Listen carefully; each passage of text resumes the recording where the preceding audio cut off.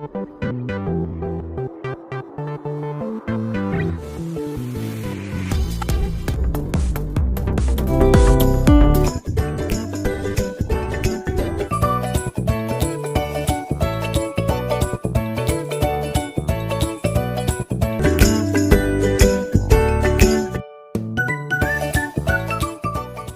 Viewers, welcome back to my channel. Shimla mum's কিচেনের পক্ষ থেকে সবাইকে পবিত্র মাহে রমজানের শুভেচ্ছা। আজকে আমি আপনাদের সাথে যে রেসিপিটা শেয়ার করছি সেটা হচ্ছে পবিত্র রমজান মাসের রোজাতে আপনারা চাইলে এই রেসিপিটা ট্রাই করে দেখতে পারেন। আমি আশা করছি আপনাদের কাছে খুবই ভালো লাগবে। আমার আজকের রেসিপির নাম হলো মাটন কিমা চনার রেসিপি। আর এই মাটন কিমা চনার রেসিপিটা আমি কিভাবে বানিয়ে নিয়েছি সেটা আমি আজ আপনাদের সাথে শেয়ার করব। আর এটা খেতে কিন্তু অনেক দারুণ হয়ে থাকে, অনেক সুস্বাদু হয়ে থাকে। চলুন তাহলে দেখে নেওয়া যাক কিভাবে আমি বানিয়ে নিয়েছি মাটন কিমা চনার রেসিপি।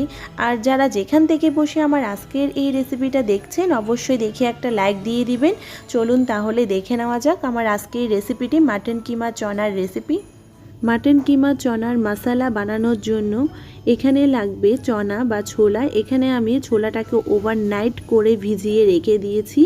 আর লাগবে এখানে মাটন। আমি এখানে মাটনটাকে মিডিয়াম সাইজ করে কেটে নিয়েছি। আপনারা আপনাদের পছন্দের সাইজ করে কেটে নিতে পারেন। এখানে আমি কিমার মতো করে মাটনটাকে কেটে নিয়ে পরিষ্কার জল দিয়ে ধুয়ে নিয়েছি। চলে আসলাম পরের স্টেপে। চুলাতে একটা প্যান বসিয়ে দিয়েছি আর দিয়ে দিয়েছি পরিমাণ মতো রান্নার রেগুলার তেল। তেলটাকে ভালোভাবে গরম করে নিতে হবে। চুলার ফ্লেমটা হাই টু মিডিয়াম আছে রাখা হয়েছে। আর এখানে আমি একটা বড় সাইজের আলু নিয়েছি। আলুটাকে এখানে আমি চৌকোনা করে কেটে নিয়েছি। এখন আমি আলুটাকে ভালো করে ভেজে নিব। চুলার ফ্লেমটা হাই টু মিডিয়াম আছে রেখে আলুটাকে ভালো করে ভেজে নিতে হবে। আলুটা ভালো করে ভেজে নেওয়া হয়ে গিয়েছে। এখন আমি ভেজে নেওয়া আলুটাকে একটা পাত্রের মধ্যে তুলে নিচ্ছি। সবগুলো ভেজে নেওয়া আলু একই পাত্রের মধ্যে তুলে রাখবো।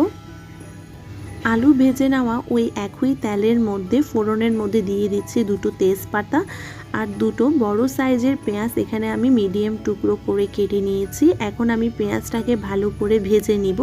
চুলার ফ্লেমটা মিডিয়াম টু হাইতে রেখে ভালো করে পেঁয়াজটাকে ভেজে নিতে হবে। পেঁয়াজটা ভালো করে ভেজে নিতে নিতে দিয়ে দিচ্ছি আদা কুচি। এখানে আমি আদা কুচি করে দিচ্ছি। আর দিয়ে দিয়েছি এখানে রসুন কুচি। আপনারা চাইলে এখানে আদা বাটা অথবা রসুন বাটাও দিতে পারেন। আর দিয়ে দিয়েছি এখানে 5-6টার মতো কাঁচা লঙ্কা কুচি। আদা আর রসুনটাকে ভালো করে কষিয়ে নিতে হবে যাতে করে আদা আর রসুনের কাঁচা গন্ধটা চলে যায়। চুলার ফ্লেমটা এখন হাই টু মিডিয়াম আছে রাখা হয়েছে। আদা আর রসুনটাকে ভালো করে কষিয়ে নেওয়ার পর মশলার মধ্যে দিয়ে দিচ্ছি 1 টেবিল চামচ হলুদের গুঁড়ো, দিয়ে দিয়েছি 1 টেবিল চামচ ধনিয়ার গুঁড়ো, আর দিয়ে দিব 2 টেবিল চামচ লঙ্কার গুঁড়ো। ঝালটা আপনাদের পরিমাণ মতো বুঝে দিবেন। আর দিয়ে দিচ্ছি স্বাদ মতো লবণ। আর দিয়ে দিব 1 টেবিল চামচ জিরের গুঁড়ো। এখন আমি মশলাটাকে ভালো করে কষিয়ে নিব। যত ভালো করে কিন্তু মশলাটা কষিয়ে নেওয়া হবে এতে করে কিন্তু রান্নার স্বাদ ততই ভালো হবে। চুলার ফ্লেমটা মিডিয়াম আছে রেখে কিন্তু মশলাটাকে ভালো করে কষিয়ে নিতে হবে। চুলার ফ্লেম হাই ফ্লেমে থাকলে কিন্তু মশলাটা একদম পুড়ে যাবে। মশলাটা ভালো করে কষিয়ে নিতে নিতে দিয়ে দিয়েছি এখানে একটা বড় সাইজের টমেটো। আমি এখানে ছোট টুকরো করে কেটে নিয়েছি।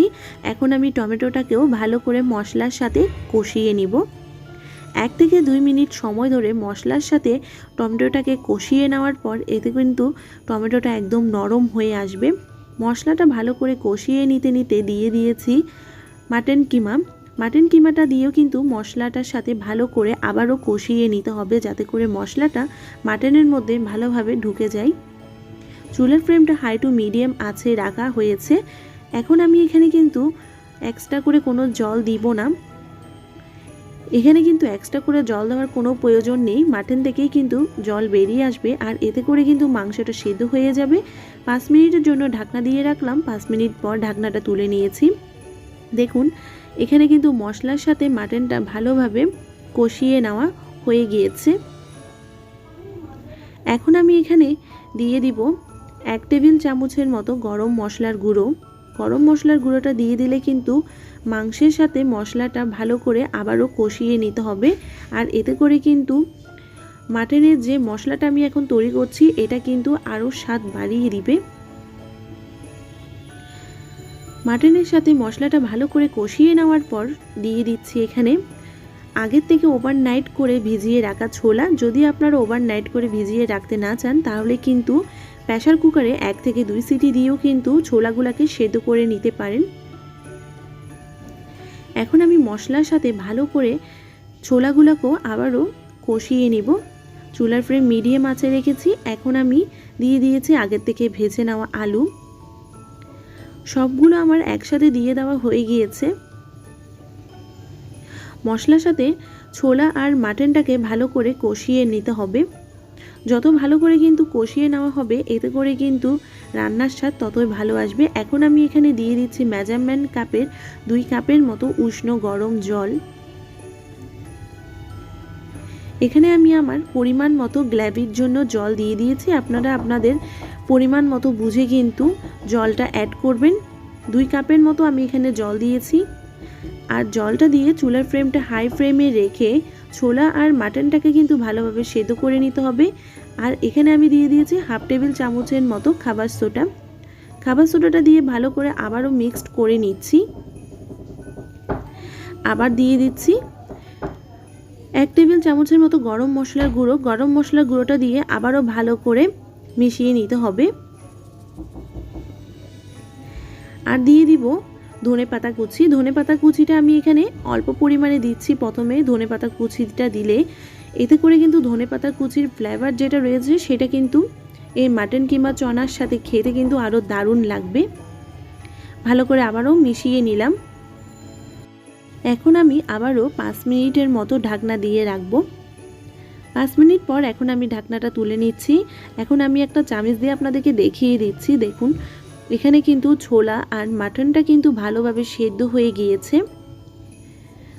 এখন আমি চুলার ফ্লেমটা মিডিয়াম আঁচ করে দিব। আর সবশেষে দিয়ে দিব ধনেপাতা কুচি। ধনেপাতা কুচিটা দিয়ে আমি এখানে মাটন চনা কিমার মশলাটা সার্ভ করব। তাহলে বন্ধুরা অবশ্যই দেখে নিয়েছেন কিভাবে আমি বানিয়ে নিয়েছি মাটন কিমা চনার মশলার রেসিপিটি। অবশ্যই এটা আপনারা মাহে রমজানে রোজার সময় কিন্তু বিকালে এটা সার্ভ করতে পারেন রুটি, নান, লাচ্ছা পরোটার সাথে। এটা খেতে কিন্তু অনেক দারুণ লাগবে। অবশ্যই আপনারা আমার আজকের রেসিপিটা দেখে নিয়েছেন। আশা করি আপনাদের কাছে খুবই ভালো লেগেছে। যদি ভালো লেগে থাকে অবশ্যই আপনারা যে যেখান থেকে দেখছেন দেখে একটা লাইক দিয়ে দিবেন আর কমেন্ট করে জানাবেন। আর আমার চ্যানেলে যদি নিউ ফ্রেন্ড হয়ে থাকেন আমার চ্যানেলটাকে অবশ্যই সাবস্ক্রাইব করবেন। পাশে থাকা বেল আইকনটি অবশ্যই ক্লিক করে দিলে আমার নিত্য নতুন ভিডিও নোটিফিকেশন আপডেট আপনাদের কাছে চলে যাবে। সবাই ভালো থাকবেন, সুস্থ থাকবেন। ধন্যবাদ।